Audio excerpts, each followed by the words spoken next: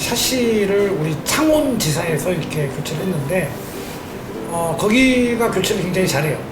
문제없이 완벽하게 시공을 했는데 13만 유튜버 구독자를 갖고 있는 유튜버 하시는 분이 몇 년 전에 찍었던 영상이 있기 때문에 다 봤어요. 그걸로 진짜 이유가 어떤 거구나. 샤시 교체를 했는데 교체 안 했을 때보다 더 온도가 더 떨어진다. 그렇게 해가지고 아주 난감하고 또 거기에 댓글 달려있는 거 보고 정말 욕도 거기 댓글에 다 남아있잖아. 굉장히 많이 욕을 하고 뭐 이런 업체는 뭐 악덕 기업이고 뭐하고 이렇게 쭉 달려있는 걸 내가 봤는데 그럴 수가 전혀 없는 거거든, 솔직히 얘기해서. 교체 전에는 내가 봤을 때 흔들리고 막 모두 껴있고 그러더라고. 보니까 도저히 바깥에나 내부나 거의 별 차이가 없을 정도인데 샤시를 바꾸면은 완전히 환경이 바뀌는 건데 보일러를 안 틀어서 그런 건지 그걸 갖다가 샤시 시공업체 측에 떠넘겨서 안 좋게끔 막 이렇게 한 거 보고 굉장히 안타까웠는데 나중에는 뭐 해결이 다 됐어요. 우리가 얘기한 거를 믿지 못하고 딴 쪽에서 전문가를 모셔다가 검증을 해본다 그래서 확인을 했나 보더라고요. 그래서 거기에 짤막하게 댓글 하나 달아놓고 뭐 우리 업체한테 미안하다, 다 확인했다, 샤시 때문에 그런 거 아니다, 이렇게 해서 이제 해결이 된 적이 있었었는데, 샤시 공사를 이렇게 하다 보면은 제작해서 원 프로파일이 내려와서 이제 우리 공장에서 제작을 해서 상차에서 현장에 도착해서 그 다음에 이제 시공팀 같은 경우에는 아침에 보양하고 그 다음에 이제 철거 한 다음에 이제 사다리 차를 불러서 내리고 철거한 거를 문짝하고 프레임을 올려서 프레임 고정하고 폼 충전 후에 이제 실리콘 마감한 다음에 타일 마감으로 이제 공사가 끝나게 되는데, 소비자분들께서는 처음 공사하기 때문에 AS에 대한 기준점이라든지 어디까지 해주는 거라든지, 그 다음에 또 애매한 게 요즘 같은 경우에는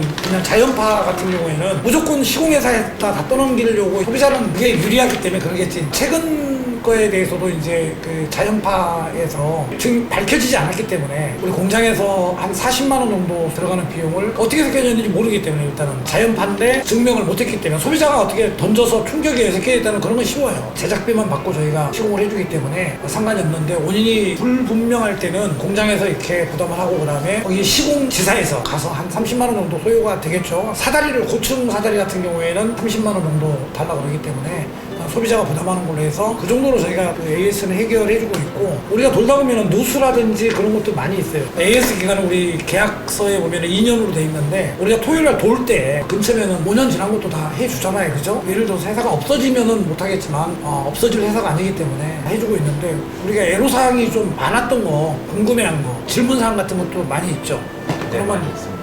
어떤 게 주로 많이 있죠? 주로 고객님들께서 네. 특정 지역에서 시공이 되는지 묻는 질문이 많으세요. 네. 그래서 혹시 어느 지역까지 시공이 가능한지 답변해 주실 수 있을까요? 우리는 전국에 지사들이 다 있어서 카페를 원활하게 이제 운영을 하려면은 그 가까운 지사에서 그 아파트를 또 많이 시공을 해봤기 때문에 그쪽 지역에서 댓글과 견적 그런 거를 줄 수 있게끔 가까운 지사에서 전국적으로 시공을 할 수도 있죠. 해당 지역에 지사가 없는 경우에 금산이다 하면은 금산 지사는 없잖아요. 그럼 그렇죠. 가까운 대전 쪽으로 연락하라는 얘기신 거죠. 네, 그렇죠. 그렇게 해서 우리가 군산은 본사에서 지금 하고 있잖아요. 예. 가장 많이 하고 있는 데가 익산, 전주, 정읍까지도 심지어 하고 있기 때문에 그 다음에 그 다음은 특정 제품이나 부품, 예를 들면 뭐 유리라던가 방충망, 필름 이런 거 해당 부품만 교체가 되는지 여쭤보는 분들도 계시고, 더 나아가서 인테리어나 확장 공사도 가능한지 여쭤보는 고객님들이 있으세요. 원래 정직한 도면 원칙상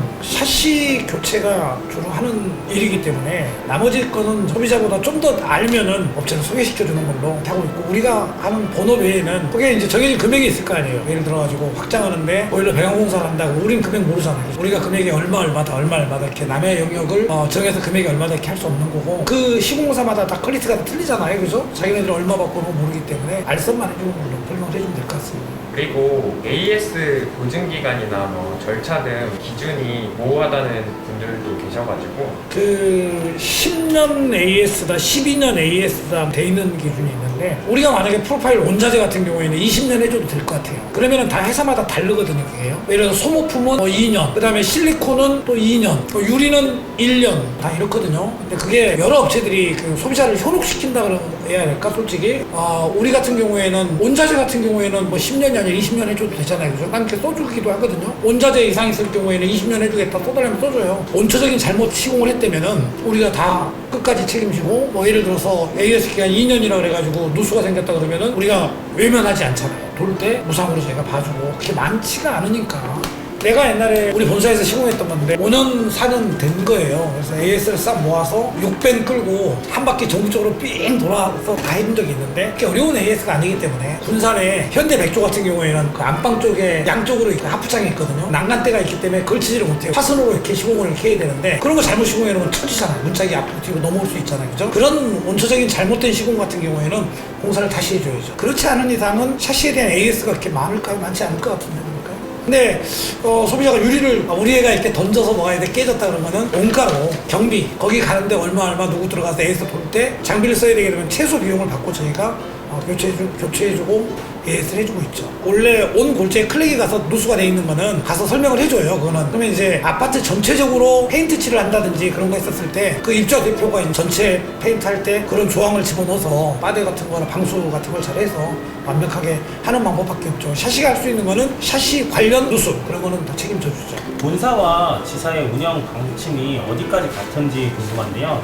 본사에서 견적을 받았는데 서울지사라든가 아니면은 뭐 부산지사 이런 데에다가 견적을 받았을 때 금액이 조금 다르더라. 근데 본사 쪽에는 정확하게는 견적을 받아보지 않고 이사님 유튜브 영상에 30평 기준으로 얼마 나온다 대략적인 금액만 딱 듣고 했을 때 그리고 또 한 가지는 본사에서 시공 받는 거랑 지사에서 시공 받는 거랑 퀄리티가 다른지 해서 이사님께 꼭 견적을 받고 시공을 받고 싶다 하시는 분들이 간혹 계셔가지고 그거에 대해서 좀 어떻게 생각을 하시는지. 우리도 그 같은 30평대라 그러더라도 다 틀리잖아요. 그죠? 30평대는 옛날에 오르기 전에 800만 원 전후 금액이면 시공할 수 있다 했는데 문화동 삼성 아파트 같은 경우에는 36평인데 인상된 가격으로 전체적으로 시공하려면 1,700~800만 원 나왔거든요. 그래서 30평대 아파트라 해가지고 견적을 다 똑같이 이렇게 내줄 수가 없어요. 틀려요. 도마동 현대 아파트 같은 경우에는 31평에도 900만 원 정도면 지금 할 걸 인상됐어도요. 유리 면적에 따라서 견적이 달라지는 거고 그다음에 우리 지사나 본사에서 시공하는 거나 뭐 다른 게 있어요. 더 잘한다고 보는데 본사보다 보니까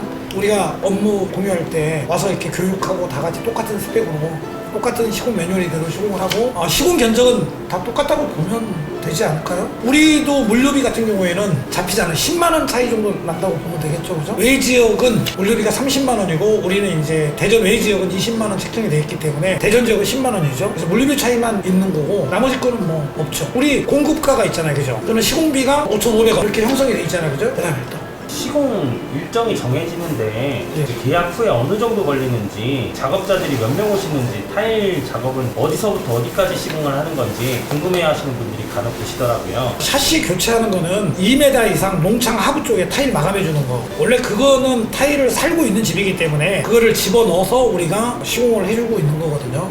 원래 그거는 이제 인테리어 할 때 샤시만 걸어주고 처지지 않게끔 화성 작업이라든지 이렇게 해서 나머지는 이제 인테리어 쪽에서 하는 건데 우리가 지금 현재 그 살고 있는 집을 공사를 많이 하잖아요, 그죠? 마감을 줘줘야 되기 때문에 밑에 하부 부분은 제가 타일 마감을 다 해주고 있고 앞 베란다 같은 경우에 농창이 있고 가운데 픽스창이 있는 부분 그 밑에는 타일 작업을 못하지. 별도로 타일 기사님한테 얼마를 주고 이제 왔으니까 좀 시공을 해줘라 이런 건 가능한데 이렇게 협의하에 할 수가 있겠죠. 나머지 하부 2m 이상 농창 하부 쪽에만 타일 마감 해드리는 걸로 알면 될 것 같고요. 계약 후에는 그럼 시공일이 어느 정도 걸린다고 생각이 아닐까요? 그게 이제 시기마다 틀리죠. 우리가 가장 바쁠 때가 봄, 가을 같은 경우에는 아시다시피 공사 일정이 한 달은 잡히잖아요. 바쁠 때는 뭐 공사 밀어놓고 하기 때문에 우리가 5세대씩 한다 그러더라도 굉장히 많이 밀리잖아요. 그럴 때는 일정을 잠깐 잡을 수 없고 지금 같은 경우에는 공장도 조금 한가한 편이고 10일 정도? 그 정도면 하지 않을까? 계약 후 10일. 다음은 이제 제가 이제 시공을 하고 나서 점검을 갔을 때 소비자분들께서 많이 질문하시는 부분에 대해서 제가 질문을 여쭤보려고 하는데요. 네. 이거는 사진을 보여드리고 한번 설명을 드릴게요. 이렇게 도배당판이 이렇게 마무리 처리가 이렇게 되는 게 맞는 건지 고객님께서 많이 그렇죠. 이렇게 내부는 여쭤보시는데 지금 거기가 살고 있는 집이 인테리어를 앞두고 있는 집입니까? 네, 맞습니다. 인테리어 앞두고 있는 네. 집이면은 장판으로 마감하는 거죠. 그건 맞아요. 폼을 충전해 놓고 나서 이제 칼로 긁은 다음에 몰딩 마감이라든지 안 그러면은 강마루 깐다든지 장판을 깐다든지 장판으로 마감하는 거였습니다. 그게 정상적인으로 한 거예요. 다음 질문은 이제 이것도 사진이 있는데요.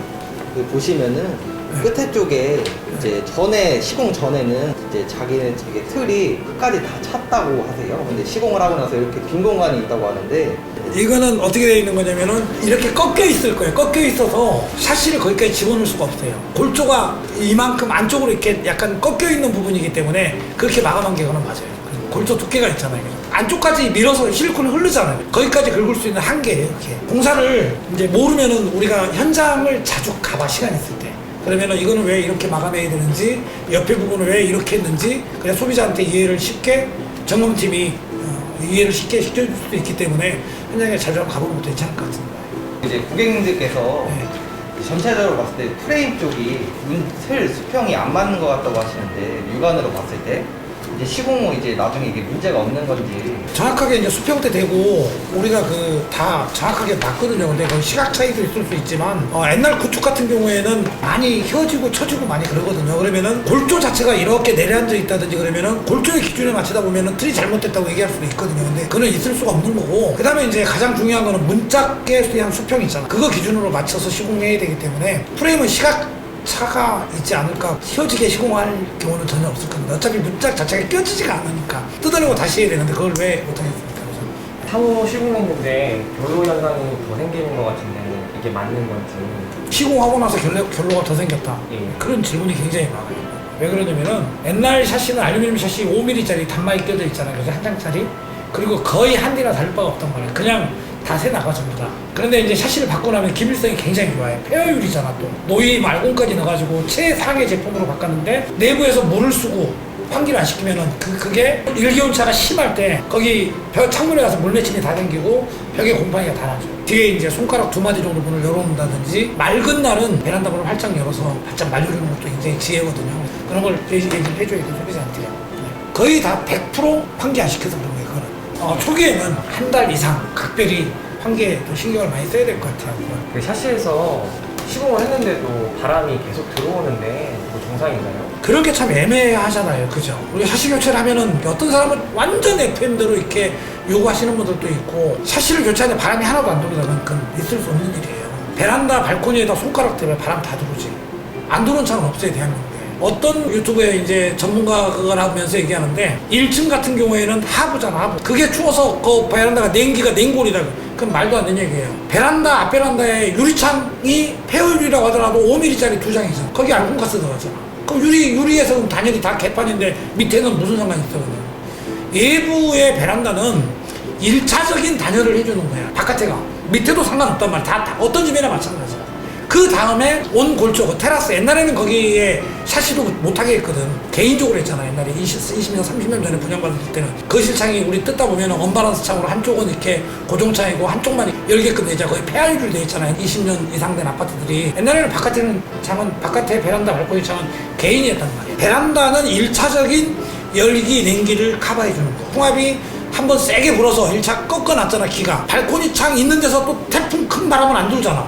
치고 냉기가 들어갈 수가 없잖아, 안방 차시로. 베란다가 1차적으로 큰 태풍 바람은 다 커트시켰단 말이야. 1차적으로 발코니가 커버를 했기 때문에 안방으로 치고 들어갈 냉기는 풍력이 떨어지잖아. 그 다음에 이제 방인 엑셀이 깔려 있잖아요. 90도로 끓는 물이 열은 위로 올라오기 때문에 안방에 선풍기 틀어서 바깥으로 바람을 막 내보내?